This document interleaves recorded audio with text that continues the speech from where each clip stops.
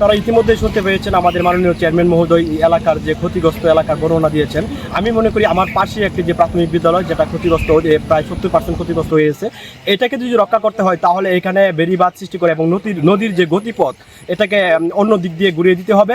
এবং এর পাশে যে এই ইউনিয়নের গুরুত্বপূর্ণ যে রাস্তাটি গজারমারির রাস্তা বলে আমরা চিনি, যেটা শ্রীপুর হয়ে এই এলাকা দিয়ে গিয়েছে এবং এইখানে দিয়ে অনেক গাড়ি ঘোড়া চলে এবং এই এলাকা কৃষকের মালামাল সহ এবং স্কুল কলেজের ছেলেমেয়েরা এদিক দিয়ে চলে। অথচ এই রাস্তাটি এমনভাবে ক্ষতিগ্রস্ত হয়েছে যে গাড়ি ঘোড়া এবং কি পায়ে হেঁটেও যাওয়া যাচ্ছে না। বিদায় এই রাস্তাটিকে কার্পেটিং করে যদি করা যায় তাহলে কিন্তু এই রাস্তার আকস্মিক যে বন্যার পানি সেটা উপর দিয়ে ওভারফ্লো হয়ে চলে যাবে এবং রাস্তাটা টিকে যাবে।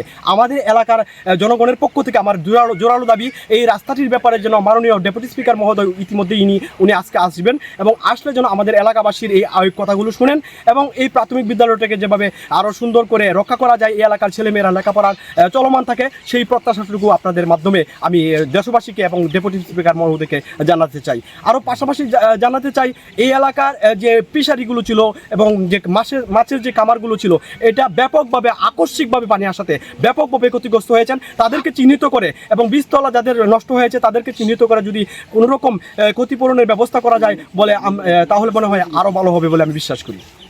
গতকাল ভোরে যখন আমাদের এটা ভেঙে যায় তাৎক্ষণিকভাবে আমরা আমাদের ঊর্ধ্বতন কর্তৃপক্ষকে জানিয়েছি। গতকাল পানির পরিমাণ খুব বেশি থাকার কারণে আমাদের গতকালকে পাঠদান সাময়িকভাবে বন্ধ ছিল। আজকে পানিটা আপনারা দেখতে পাচ্ছেন অনেকটাই কমে গেছে। আজকে আমাদের প্রথম শিফটের যে শিশু শ্রেণী এবং প্রথম শ্রেণী দ্বিতীয় শ্রেণী তাদের পাঠদান বন্ধ ছিল, কিন্তু দ্বিতীয় শিফট তৃতীয় চতুর্থ পঞ্চম শ্রেণীর পাঠদান চলছে। সেখানে পুরোপুরি কার্যক্রম এখনও স্বাভাবিক করা সম্ভব হয়নি, কারণ আমরা দেখতে পাচ্ছি ইতিমধ্যে আমাদের একটি ক্লাসরুম এবং অফিস রুম ভেঙে যাওয়াতে এই বাচ্চাদের আমরা বসতে ঠিকমতো জায়গা দিতে পারতেছি না, যেখানে আমাদের এই ছাত্রছাত্রীদের বসার জন্য যে যতটুকু ক্যাপাসিটি দরকার সেই ক্যাপাসিটি আমাদের এই মুহূর্তে নাই। তো আমাদের ঊর্ধ্বতন কর্তৃপক্ষের সাথে কথা বলেছি, ওনারা নির্দেশনা দিয়েছেন যে যতটুকু পারা যায় স্বাভাবিকভাবে পাঠদান চালানোর জন্য, প্রয়োজনে অথবা অন্য কোথাও উঁচু জায়গা কারো বাড়িতে সহযোগিতা নিয়ে পাঠদান যতটুকু করা যায়। মোটামুটি এখন একটা লাঘবের দিকে ব্যাপক পানি ছিল, পানি ভীষণ ক্ষতি হয়েছে।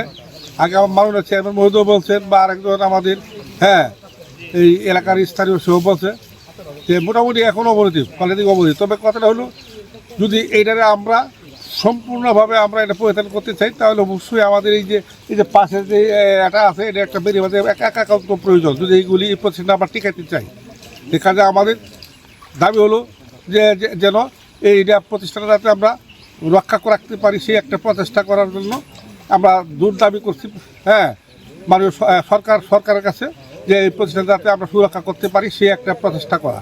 আর অনেক রাস্তাঘাট আছে, অনেক জায়গায় ভেঙে বিপদের অবস্থা পড়ে গেছে, কারণ এখানে যানবাহন শুরু করে সাধারণ মানুষও যাওয়ার মতো কোনো সুবিধা নাই। এই যদি পুনর্নির্মাণ করা হয় তাহলে অবশ্যই আমরা চলাচল করতে হয়তো সুবিধা হবে, এলাকার জনগণ হয়তো উপকৃত হবে।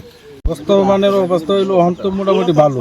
2 ঘন্টা বৃষ্টি হইলে মেঘালয়ে আর আমরা রাস্তাঘাট তলিয়ে যায়, বিরাট বিপদে আমরা আছি। এই এলাকার এই কৃষক যে মাসাশি যারা আছে সবাই কিন্তু এই বিপদে আছে। 2 ঘন্টা বৃষ্টি হইলে ঘোড়ার যে ছড়া দিয়া পানি আসিয়া আমাদের এই পাকা রাস্তা ভেঙে গিয়া ওখানে যে চৌরাস্তায় একটা মসজিদের পাশাপাশি একটা করতে করছে, ওখানে একটা জায়গা আবার পানি আইলে 2 ঘন্টা বড় বৃষ্টি হইলে পানি চলে আসে। এটা স্থায়ী একটা সমাধান আমরা চাই সরকারের কাছে।